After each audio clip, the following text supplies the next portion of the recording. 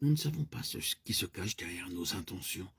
Il nous faut entrer dans une école très sévère du Saint-Esprit pour arriver à découvrir que, aux yeux de notre Seigneur, nos intentions les meilleures sont corrompues et que nos mobiles les plus purs sont souillés. Quelque part, à la source des choses, nous croyons être pour Dieu. Il y a le moi. Nous ne pouvons pas produire par notre propre nature quelque chose qui soit acceptable à Dieu. Tout ce qui pourra parvenir jusqu'à Dieu ne se trouvera jamais qu'en Christ seul et non pas en nous. Ce ne sera jamais dans cette vie, en nous comme venant de nous.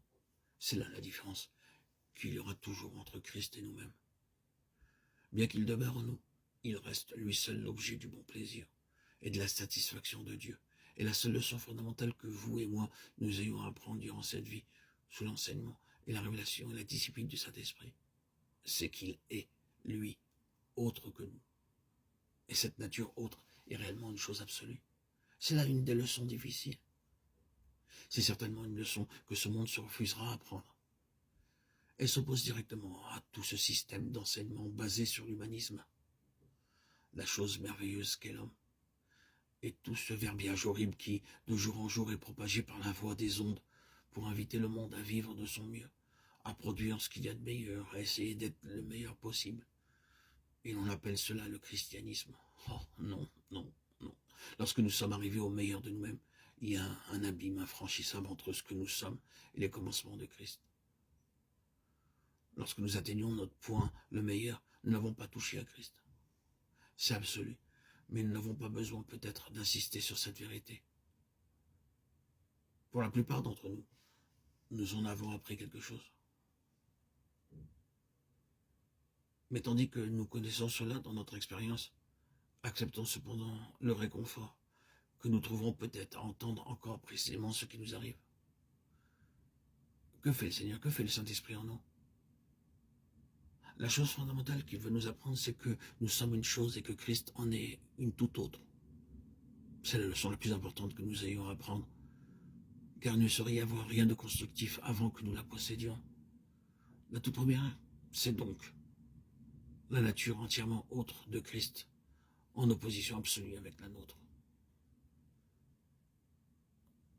Le Saint-Esprit nous met ensuite en face de l'impossibilité absolue qu'il y a pour nous d'arriver jamais à être cela par nous-mêmes. Nous le voyons. Dieu a déterminé sa mesure. Dieu a présenté son modèle. Dieu nous a donné l'objet auquel il veut que nous soyons rendus conformes. Et la chose à laquelle nous nous heurtons ensuite, c'est l'impossibilité absolue qu'il y a pour nous à devenir cela. Non pas par nous-mêmes. Nous ne pouvons pas. N'avons-nous pas encore appris cette leçon de désespoir? Est-il nécessaire au Saint-Esprit de nous amener à désespérer encore, et toujours et à nouveau?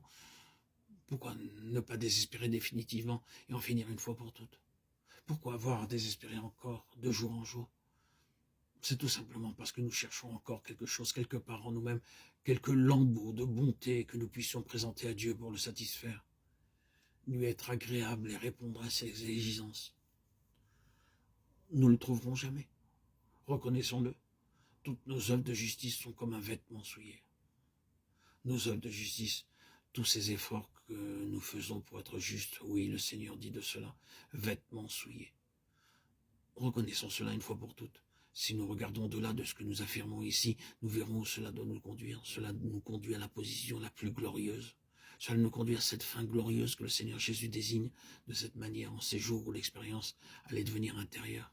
Apprenez de moi et vous trouverez le repos de vos âmes. Voilà la fin. Mais nous ne trouverons jamais le repos de nos âmes avant d'avoir appris tout d'abord la différence absolue qu'il y a entre Christ et nous-mêmes. Et ensuite, l'impossibilité absolue d'être jamais semblable à lui.